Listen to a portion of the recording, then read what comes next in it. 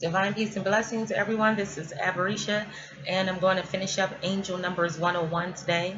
I'll first start off where I left off yesterday with, before I was cut off, I think I was talking about how Doreen Virtue uses the word God interchangeably with other deities that she also names, such as Buddha, Kuan Yin, uh, Shiva, Ganesh, and other deities or whatever have you. So her book isn't for Christians, and believe it or not, angels are only mentioned in Christianity and Catholicism, um, and in Islam, but they're also mentioned in many of the grimoires that I've read. Rather, they're dark or light angels that people pretty much determine, rather not they're good or bad angels. Okay, but I know from what I've learned so far that angels are pre-religious and have been here since time beginnings. Okay, let me say that Doreen Virtue uses ascended masters, and ascended masters is a term that describes people that have once lived, that have decided to stick around in the spiritual realm where they can assist human beings who call on their help, or those who they are familiar with on a specific religious or spiritual path, because they were once an individual on that path or journey or in that religious house. Um, so the ascended masters are humans who have ascended, okay, and they are masters uh, of one religion or another, or one spiritual path or another. Um, they are who come to aid us, that many of us call guides. Okay, a lot of us call them guides, and we don't know that these guides are ascended masters. Just imagine a guide is a person that has been taught, has learned, and has experienced many of life's destinations and have taken the tour, of life, and so they have mastered many of life's challenges, and so they have earned the title Ascended Master. Okay, so that's to explain Ascended Masters in the book. And I'd also like to go ahead and start, because I left off with talking about the angelic number 333. Well, I'm going to start with 0. I'm going to start with 0 and go from 0 to 9, just to give you the foundation of what these numbers mean. And then as they pile up, as far as number combinations, 1 and 2, or 1, 2, and 3, or 1, 2, 3, and 4, or 1, 2, 3, 4, and 5, then you'll learn how to, with the basic numbers 0 through 9, how to actually confirm what the message is saying to you when you receive these numbers or see these numbers repetitively over a course of time. Okay, so 0 reminds me of my rune stone, that uh, is a blank.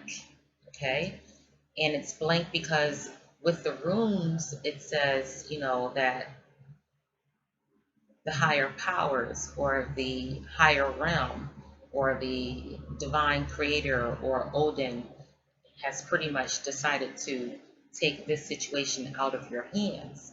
Well, with angelic numbers, this is a sign that the higher realms are trying to talk to you. They have a message for you. You need to listen. Okay. Number 1 with angelic numbers means that you have to stay positive. You're thinking about, everything that you're thinking about right now is coming true.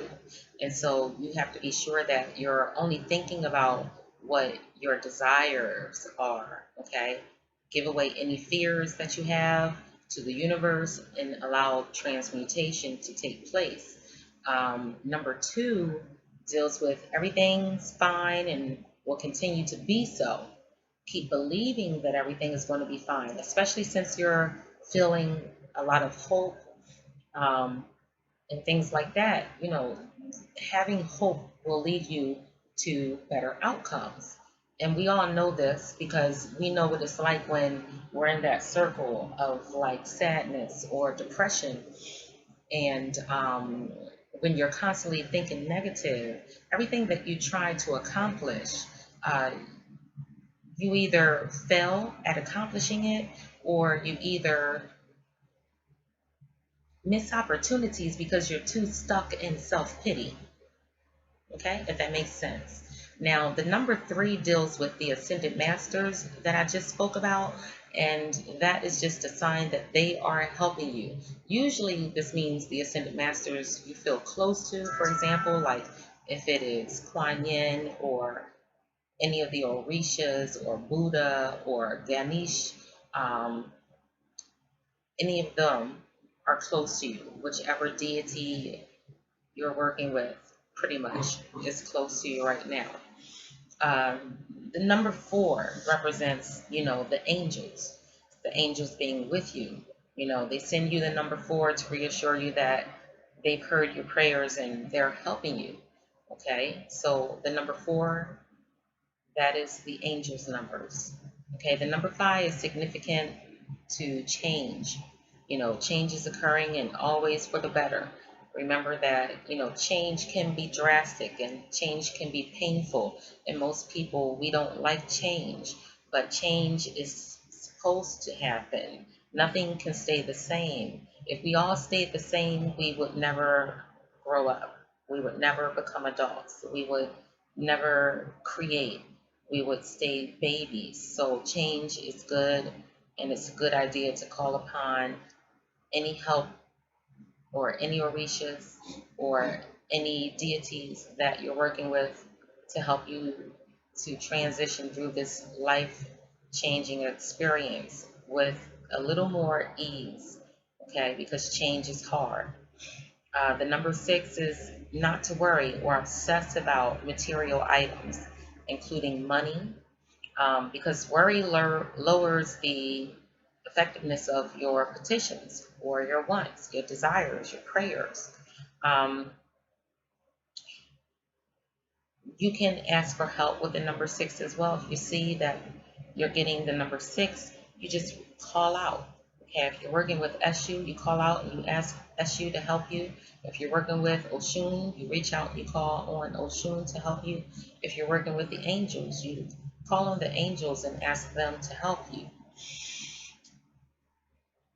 So this is a number for like the don't worry, help is nearby. Just ask for help. Okay. The number seven is like you're on the right path, way to go. And the outcome will exceed your expectations. Okay. The number seven is a sign that divine magic is supporting you and opening doors of opportunity. Oh, goodness gracious. Did you have to bust through the door like that? And the number eight signifies abundance and prosperity. It's an endless loop, It's an endless loop. Okay. So that number just indicates like that infinite flow of money, time, ideas, or whatever else you require at that time for your life purpose. All right. Number nine is, get to work. All right. Number nine is get to work, like right now. The number nine means that you've completed all the prerequisites, to achieve your life purpose. Stop procrastinating. It's time to really start taking action. Even baby steps can be useful in this time where you're just like stagnant. And I'll give you an example. Some people have the number 911 pop up during their day. And this is a message that says it's very important that you keep a positive mindset concerning your spirituality based career ideas. Positive thoughts are your most important asset right now. Trust that your positive affirmations concerning your career are working because they are. So the 9 with the double ones, helps us to understand that, you still have to think positive concerning your career. This is like an SOS to you saying, hey, you don't have time to stop.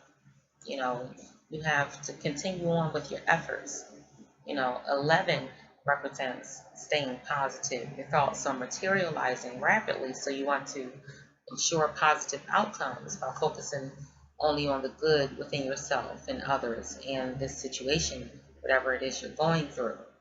Okay, and so that number 911 is definitely a good number to have pop up because it is a reminder that you must keep going. Okay, you must continue to build and create and allow that good energy, positive energy to flow into your life. Now, I've been talking about the number 333 for a while, and so I'll go ahead and leap into that. And when you see this number, because again, 3 represents ascended masters, and when you see this number triple, you are completely surrounded, protected, loved, and guided by the benevolent ascended masters, meaning it can be some kung fu masters in there. It will be uh, some unconditional love giving angels in there or ascended masters in there. It can be some really pious and loyal ascended masters that are knowledgeable, full of wisdom, just surrounding you right now. So getting this number 333 is a good number to have pop up throughout your day. And I was getting this number like back to back for like weeks and months. And I couldn't tell you what I was worrying about at that time, or if I was worrying, or if I was just too busy because it was some years ago. But I still get this number every now and again, and I know off the bat what it means, and it feels good to know that I have that support. So I'll go to the number 111 because that too is a number that people often get. They get 111 in the afternoon and 111 at night. And so working with this number is like an urgent message that your thoughts are manifesting again, because number 1 is a manifestation number and it's instant. Okay, so keep your mind set and focused upon your desires, giving you fears and thoughts, to the universe for transmutation. Okay, I think I said that one already, so I'll go to 222 next and let you see what this one is about. It just says trust that everything is working out exactly as it's supposed to, with the divine blessings for everyone involved. Let go and have faith. Okay, and a lot of times people hear the word faith and they think, again, it's something Christian based, but faith isn't Christian based because you can have faith in yourself.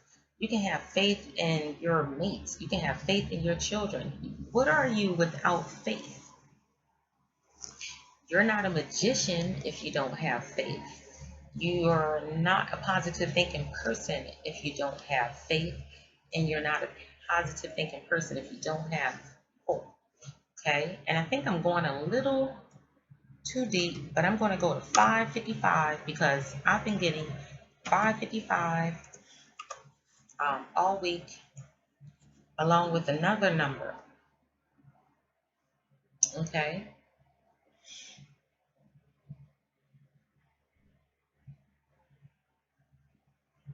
All right. So 555 talks about change, and I went over that with the number 5 by itself. 555 says huge changes are rumbling throughout your entire life. To keep these changes on the highest possible course, be sure to keep your thoughts positive and stay centered and petitions and positive affirmations. And I tell you, that's what I do. And it's because I have to. I have to keep myself positive. I found out that I was going to be a grandmother. I, I have, you know, financial woes pertaining to student loans. I want to finally purchase a house, permanent house, but I have to get these student loans taken care of at least. And I've just had to ground myself and keep myself above on my higher self, just put it that way. Just keep myself above all the negativity that sometimes wants to sweep my way and keep me distracted. And I address it and I let it go. You know, my children um, have energies that are mixed with what we have in our home and what they deal with in their outside environment. And a lot of times they come home with these mixed energies, and I have to constantly, remind them where they are, who I am, and that's what we do as parents. So that is like one of my biggest obligations, taking care of family, taking care of my children, you know. It's very important to keep those energies grounded because when your children are going through things, you're going to go through it as well. You have to address it, nip it in the bud as soon as possible.